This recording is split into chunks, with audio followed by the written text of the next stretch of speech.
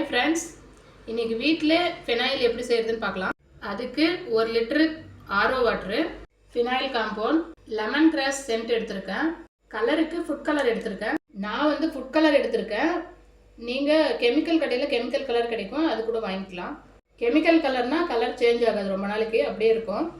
ஒரு அகலமான பக்கெட் எடுத்துக்கலாம். அதில் 1 லிட்டரு ஆரோ வாட்ரு ஊற்றிக்கலாம். இந்த ஃபினாயில் காம்பவுண்ட் கெமிக்கல் கடையில் கிடைக்கும்.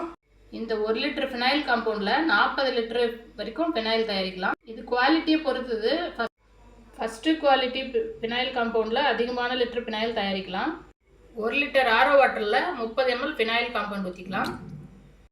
2 நிமிஷம் நல்லா கலக்கிக்கலாம். ஃபினாயில் காம்பவுண்ட் ஊற்றிட்டு ஃபினாயில் ரெடி. இதுவே ஒரிஜினல் ஃபினாயில் ஸ்மெல் தான். இப்படியே கூட யூஸ் பண்ணிக்கலாம்.